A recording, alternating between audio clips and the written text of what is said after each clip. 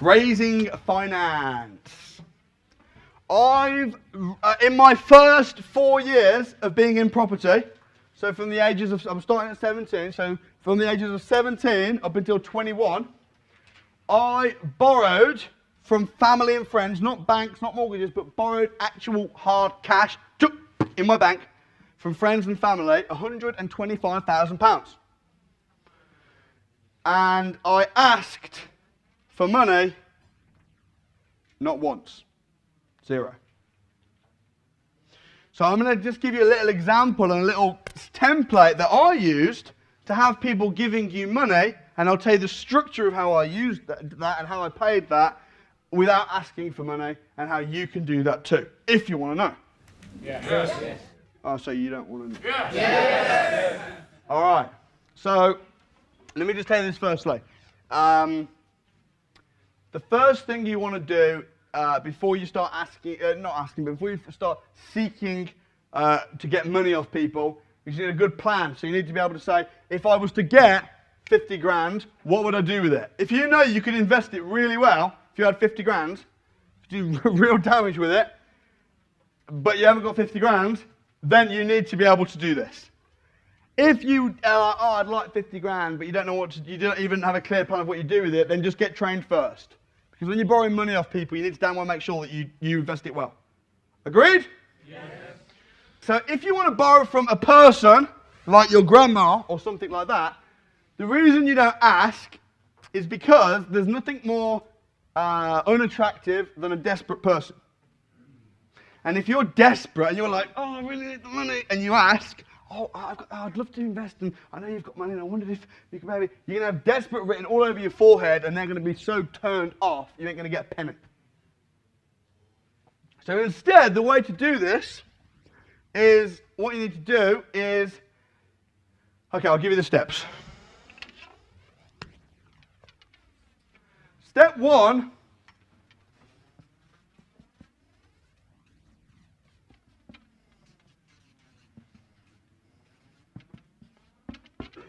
is to ask them about their business or their work or what it is that they're doing and what's going on. Ask them. Oh, tell me what's going on with your work, what's going on with your business. You know, you might know a little bit about it. Ask them about it. Why do you do that? Yes! Good job. Because you'll ask them, then you'll listen, and then what they will always do is then they will ask you the same question. If you want someone to ask you a specific question, just ask them first, they'll ask you back. It's crazy. People are stupid. How are you? Oh, fine, thanks. And how are you? What a coincidence. I just asked you that, and then you asked me. Yes, because it's always how it goes. What do you do for a living? I'm a plumber. What about you? True or true? So, ask them about their business and their work. What do you do? What's going on? How's business? How's life? They'll tell you, oh yeah, good, I'm doing this, doing that. And presumably, you want to be talking to someone that's got some money, so they'll probably be saying, yeah, it's going well. You know, they might be risk averse, they've got money in the bank, whatever. Yeah, job's fine, we've retired now. Yeah, a bit bored. I don't know. Well, how about you? What's going on with you? What are you doing these days? Me? So glad you asked. Well, I am a property investor. And then leave it at that. Just say I'm a property investor. Don't go give them a story. Just say I'm a property investor. What you'll find is they'll then start asking you questions. Do not try and sell to them, get their money, anything like that. Just tell them about property. If you haven't got a property business yet, just tell them, oh, well, what I'm doing is, and then tell them, summarize what you learned on the crash course. So, oh, you're a property investor. So what kind of investments do you do? Oh, well, I'm part of a family network. Are we family here? Yeah? Part of the family network. What we do is we buy properties and we split them up and we rent them out room by room. It's really cool. Oh, that's interesting then. So, why property investing? I mean, how long have you been doing that? Oh, well, actually, and what I always do, I always tell the bank story, because not only are you telling them how good property is and how kind of successful you are or are going to be, but you're also creating a bit of pain for them. So, is this too advanced? Am I okay? All right, great. I know I'm going quite quick. So, what I say, I actually even sketch it out sometimes. You can't do this when you're playing golf or whatever, but I'm just like, yeah, well, basically I'm property investing in HMS. Yeah, one of the things I realised that was crazy is that if I was to put like 50 grand in the bank and save it and wait 10 years, you know, it'd only be then worth 36. And they'll go, what? You go, yeah, well, money depreciates, doesn't it? Money shrinks over time. And they'll be thinking, ugh. If they've got money in the bank, that'll be a bit of pain. And he says, so what I'm doing is putting money into property, and you put 50 grand into a bank, and you wait 10 years, do you know how much it's worth? And they'll be like, what, I don't know, like 55, 60? No, 400. And they'll say, what? You're having a laugh. Tell them, explain it. You're not saying to them, you're just telling them in a conversational, fun way. Right? And what they'll find is they'll think, oh, this person's interested. This person's done a bit of economic study, and it's just nice conversation, but for a purpose. So you tell them that, and they say, yeah, so that's why I love property, you know, bricks and mortar goes up over time. But the thing I love about property is you get paid twice, once in capital appreciation, also in rents. So that's what I'm doing. In fact, the thing I'm doing even cooler, and then this is the bit now, this is the bit. So the step 2, ask them about their business. 2, tell them you're a property investor. 3, answer their questions deliberately, i.e. steer the conversation. Then, once you've done that, you say, I tell you what's even cooler. I am getting all this capital appreciation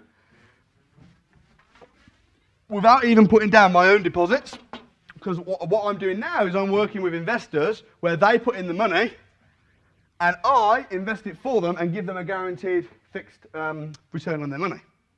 So that's really cool. Anyway, see you later. Right, leave it. Little tip. Always leave the conversation when it's at its highest. So when you're getting on the best and you're like, oh, really? Yeah. You just go, anyway, catch you later, walk away. Because what happens is they'll be like, oh, yeah, and they'll want to find you again. It leaves it on a high. And then what will happen is, next time you see them, they'll probably just bring it up again, or they might bring it up there and then, but always leave when the conversation's high. But what will happen is at some point when they know you do that, they'll say to you, oh, you know, we've got some money tied up in the bank, so perhaps, you know, we might be, you know, we could be potentially having a chat about doing something similar. That's what they'll say. And when they say that, you're going to go boom, and you're going to strike with the other side, you're going to sign the signatures, yes? No! You're going to go, yeah. I mean, I'll tell you what, shall I give you a call? No, I'm going to exaggerate it, but you're not going to be excited. You're not going to be like, oh, you're just going to say like, oh, yeah, okay, cool. So what kind of return are you looking at again? 10%? Oh, yeah, we can give you that easily. Well, listen, I'll tell you what, next time I get a deal, perhaps I'll give you a call then and run it past you. How's that sound? And they'll be like, yeah, cool, leave. Then, wait a couple of weeks. By the way, have you asked for money at this point? No, not once. You've just told them what you do. In fact, you haven't even told them. They've asked you and you've then answered. But you did it that way. So then, when they bring them in a couple of weeks and just say, hey, I've got this property, it's really good, looking at buying it. I was about to call one of my other investors. However, I thought I'd call you first. Because we just happened to be talking a couple of weeks ago. Is that true? Yes. It's true. So I just wondered if you wanted to, you know, potentially have a chat. And they'll be like, oh yeah, cool, yeah, what's what? Then send them a heads of terms contract. This is how much I'm looking for. This is the return you'll get guaranteed. If you die, this happens. If I die, this happens. Yada, yada, yada. Boom. And then that's that. And then the next thing you know, you'll have money wired over to your bank. You're about to invest it. And it won't even be against your credit or anything because it's money that, you know, the credit score people don't even know about.